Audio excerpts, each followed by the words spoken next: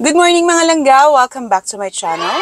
For today's video, pag-usapan natin yung isa sa mga questions about cheque na paano nga ba if napunit yung cheque?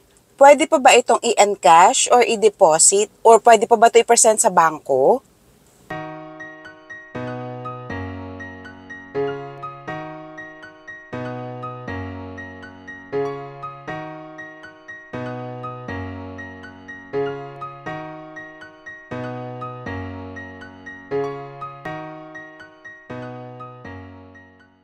So mga langga, well, depende po sa punit, no? Kung, ano ba example natin? I'll get a piece of paper, ano? For example, meron ako dito. Ito na lang. Sandali ha. Gawin ko kayo ng example para malinaw. For example, ito yung cheque nyo. Dapat kanina ko pa ito pinipare, no? Wala sa isip ko eh. Yung checkbook ko kasi, tara, may checkbook. Wala akong dalang sample na ano. So, ito. For example, ito yung cheque. Kasi usually, ito, ganito, pahaba. Pero hindi ganito kahaba, no? Pero, yung, anyway. Kapag ganito yung cheque nyo, for example, naputol ng issuer, pagputol ng issuer, yung pagpilas ng issuer, usually kasi dito na naman sa gilid, so wag nyo napansinin ito, no? Usually dito sa gilid, so ipipilas nilang ganyan. Paano kung pagkabigay sa'yo, may punit na ganyan? Okay, may punit na ganyan. Pwede pa kaya? Ang tanong ko, may nasama bang detalye? Okay? Kung may nasamang detalye, may nawalang detalye at nasama dun sa pagkapunit, mag-request na kayo. Ay, panibago na lang po, please. Baka hindi po kasi tanggapin sa bangko kasi kulang ng detalye. Okay? So, papaano nila may input sa system nila kung kulang ng detalye, lalo na kung natamaan mo is yung account number. Okay? And next, okay, let's imagine hindi siya punit. Okay? Buo siya. Paano kung yung pilas po is kapiraso lang ganyan? Kapiraso nga, pero yung account number natamaan. So, regardless kung may account number na nakalagay dito sa baba, iba pa rin pagbuo dito. Kasi may mga bangko na masel. Kung gusto nyo, since sige, may number naman sa ilalim eh. Pwede naman na siguro. Dalhin nyo sa bangko. Walang problema, dalhin nyo sa kanila, present nyo. Tanong nyo kung pwede. Pwede po ba to? Kasi may napilas po eh. May nasama pong may napunit pong parte. Pero yung account number po, di ba po, meron naman po sa baba para reference ninyo. So, ganunin nyo sila. Kung papayag sila, swerte mo. Pero kung hindi, balik ka doon sa nag-issue sa'yo, papalit kang bago. Okay, let's say, hindi ulit punit. Buo. Buo to, no? Tapos, yung cheque mo, yung punit niya, dito. Ay, naku, napunit ko kasi nga, napagkalagay ko sa wallet ko, na pagkahata kong ganyan, napilas, whatever. Basta napunit sa gitna. Pwede pa kaya to? Mga langga, hindi na. Papalit na kayong bago. Kasi syempre, kaming empleyado, pagdating mo sa amin, usually, pag ganitong pilas, ibig sabihin, scratch na yan. Nagkamali sa issuer, pinilas, ganyan, tas dinampot mo pa. Alam nga naman, itape pa namin yan para sa'yo. Diba? Sorry, galit. Hindi ako galit, normal lang to. Tapos, sige, pagpalagay natin, in-scotch tape mo. Dinala mo sa bangko. Buo naman yung detalye, kita naman lahat. Ni-scotch tape ko na para sa'yo, para hindi ka na mahirapan kasi mukhang reklamador ka eh. Diba? Ginano mo yung taga-bangko. Bahala ka, trip mo yan. Di pinresent mo. Sige, pinagbigyan ka kasi clearing naman. Sasabihin, hindi po natin maano sa encashment kasi ganito, ganyan, ganito, ganyan. Okay, sige.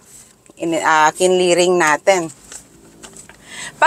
Pagka-scan, dineposit sa account mo. Sige, pinagbigyan ka kasi reklamador ka eh. Tapos, in-scan. Kasi ni-scan po yan pag clearing, ni-scan po yan ng bangko para padala sa, isama sa mga cheque na for clearing. Kasi nga syempre, ko-coordinate yan sa issuing bank. Okay, pagka-scan, yung part na may scotch tape, hindi kita. So, anong mangyayari? hahayaan lang ba kasi na-deposit na? Syempre hindi, ibabalik yun sa'yo. Ay ma'am, kasi binalik po kasi ganito ganyan. May mga po hindi mabasa ng system yung detalye. May kulang pong parte, may nabura po kayo, hindi po ma-verify at ma-confirm kung ano. Talaga ganyan-ganyan.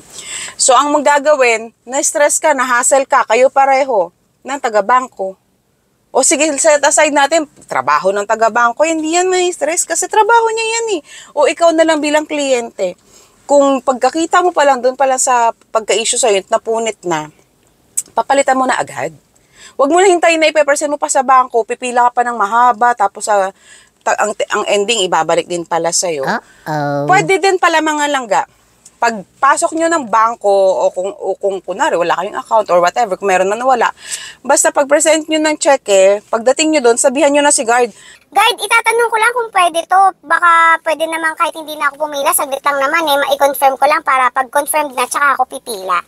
O ituturo ka niya ngayon kung sino yung pwedeng matanungan saglit, ganyan. Tapos, if ever mga langga, pag may issue o problem sa check-in ninyo, mas maganda kung sa inyo pa lang, alam mo yung gut feeling, no? Tapos kapag kunwari duda ka na baka hindi tanggapin, papalitan mo na agad. Siguro naman yung nag-issue sa'yo, hindi naman ganyan kaselan.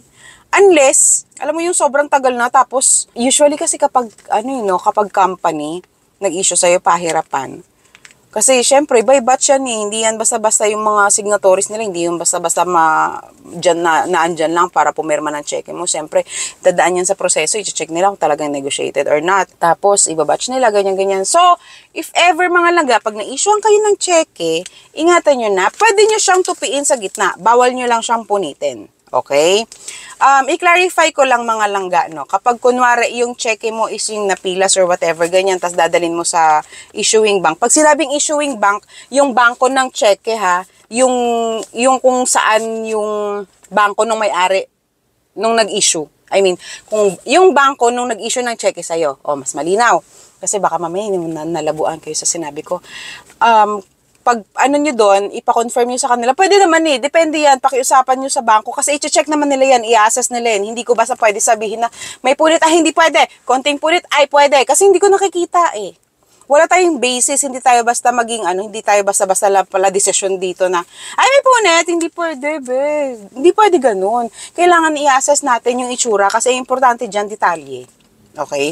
So, kapag kunwari may kayo, when in doubt kayo, kung mas madali magpapapalit, papalit. Pero kapag maliit, maano lang naman, parang, alam mo yung very, very light, pwede mong dalhin sa branch, pwede mo ipakita doon sa taga-bangko, kung kunwari makulit yung issuer. Tapos, hindi pwede yan. Ano mo naman, ganyan-ganyan, mahal-mahal ng cheque, no?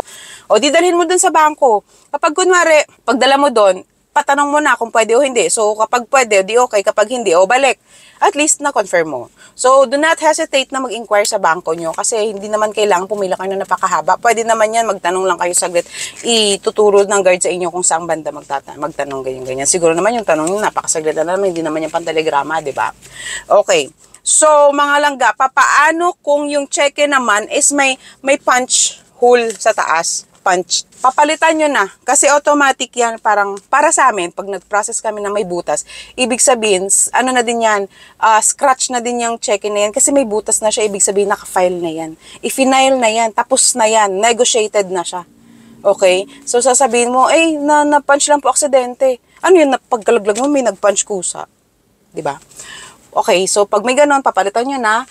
And what else? Kapag yung cheque mo, nakatupi, kunwari, ganyan-ganyan, nabasa, ipakita mo pa din sa taga-bangko kung pwede kasi hindi naman lahat ng nabasa nabura yung detalye.